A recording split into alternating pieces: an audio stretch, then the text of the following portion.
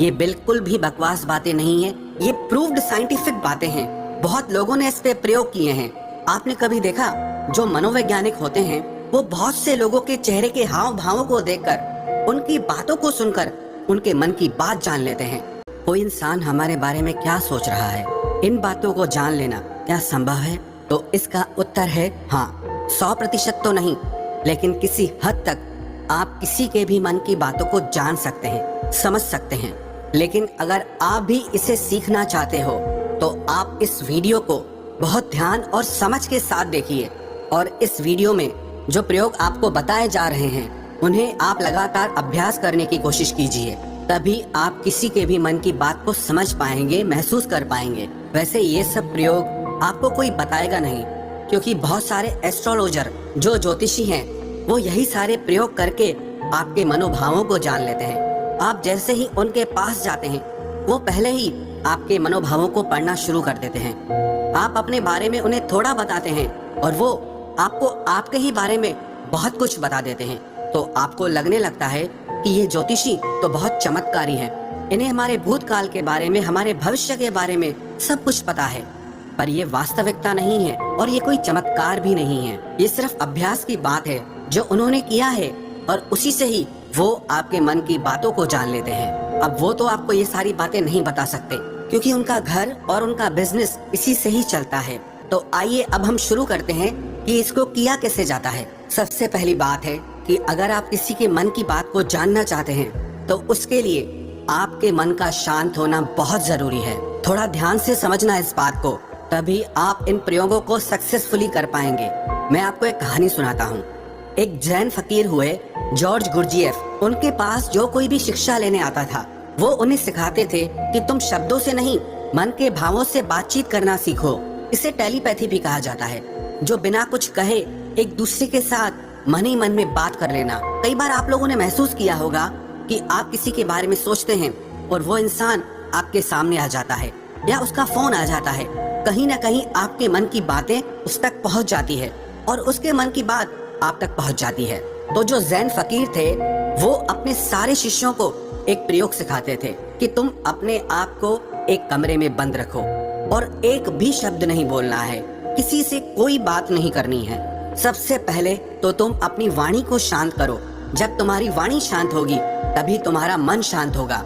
हमारी वाणी ही हमारे विचारों को शब्द देती है, आवाज देती है। पहले वाणी में शांति आएगी, फिर शांति आएगी। फिर जब धीरे धीरे उन शिष्यों का मन प्रयोगों के द्वारा शांत होने लगता था तो गुरजीएफ क्या करते थे, अपने मन में एक शब्द बोलते थे, जैसे कि गुलाब का फूल। और जब तक वो शब्द उन शिष्यों को सुनाई नहीं देता था वो उन शिष्यों से इसी प्रयोग को लगातार करवाते रहते थे। वो एक ही कोई शब्द अपने मन से बोलते रहते थे और उस शब्द को धीरे धीरे वो सारे शिष्य आसानी से सुन लेते थे, बिना मुंह से कुछ भी बोले। आप कहोगे ये सब बकवास बातें हैं। ये बिल्कुल भी बकवास बातें नहीं है, ये प्रूव्ड साइंटिफिक बातें हैं।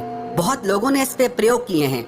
आपने कभी देखा, जो मनोवैज्ञानिक होते हैं वो बहुत से लोगों के चेहरे के हाव भावों को देखकर, उनकी बातों को सुनकर उनके मन की बात जान लेते हैं। मनोवैज्ञानिक लोगों के सामने सब लोग अपने दिल की हर बात खोल कर रख देते हैं। उन्हें लगता है कि इन्हें हमारे बारे में सब कुछ समझ में आता है, ये तो हमारे मन की बातें पढ़ लेते हैं। जो लोग मनोवैज्ञानिकों के पास जाते हैं उन्हें लगता है कि इस मनोवैज्ञानिक के पास तो कोई चमत्कारी शक्ति है। सच कहूँ, उसके पास कोई चमत्कारी शक्ति नहीं।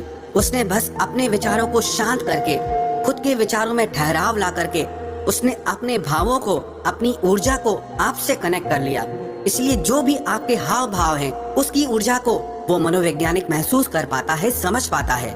सीधा सरल सा सूत्र है कि जब तक आप बोलते रहते हैं सामने वाले सुनते रहते हैं। आप बोलना बंद करते हैं तभी सामने वाला जो बोल रहा है वो आप सुन पाते हैं। यदि आप दोनों ही लगातार बोलते रहेंगे तो किसी को कुछ समझ में नहीं आएगा।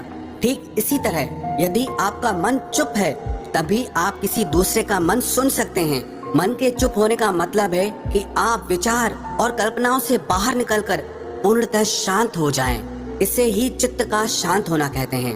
कहते हैं कि इस मन की शक्ति योग के बल पर जो योगी लोग होते हैं वो चींटियों के पैरों में बंधे घुंघरू की आवाज तक भी सुन सकते हैं। तो लोगों के मन में तो दुनिया भर का शोर मचा हुआ है, वो आपको कैसे नहीं सुनाई देगा। लेकिन इसके लिए आपको एक बात बता दूं, जिन लोगों का मन बहुत चंचल रहता है, बहुत दौड़ता रहता है। ऐसे लोग अपने ही मन की बातों को ठीक से नहीं समझ पाते, तो वो किसी और के मन की बात को क्या समझ पाएंगे। मैंने एक कहानी सुनी, एक फकीर हुए लाओ त्सु। वो अपने एक शिष्य के साथ रोज सुबह में वॉक करने जाते थे।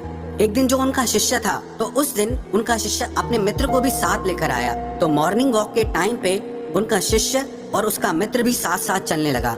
वो काफी देर तक ऐसे ही पैदल चलते रहे, किसी ने कोई आवाज नहीं की।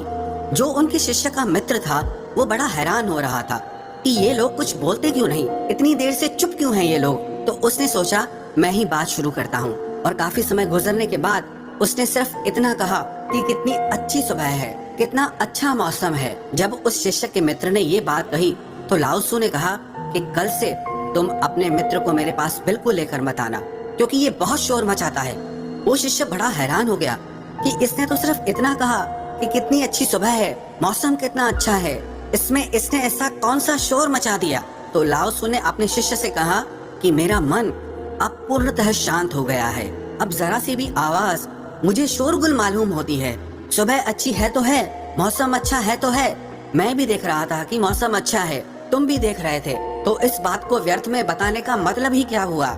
मेरे मन में ऐसी शांति भर गई है कि ये व्यर्थ की बातें मुझे अब बिल्कुल अच्छी नहीं लगती, क्योंकि मैं बिना बोले ही सब कुछ सुन सकता हूँ और बिना कहे ही सब कुछ कह सकता हूँ। तो मैं शब्दों को बोलकर और सुनकर अपनी उस शक्ति को क्यों नष्ट करूँ। जब मैं बिना बोले सुन सकता हूँ, बिना कहे भी कह सकता हूँ, तो मुझे शब्दों की जरूरत ही नहीं है। अगर आप भी चाहते हैं कि आप दूसरे लोगों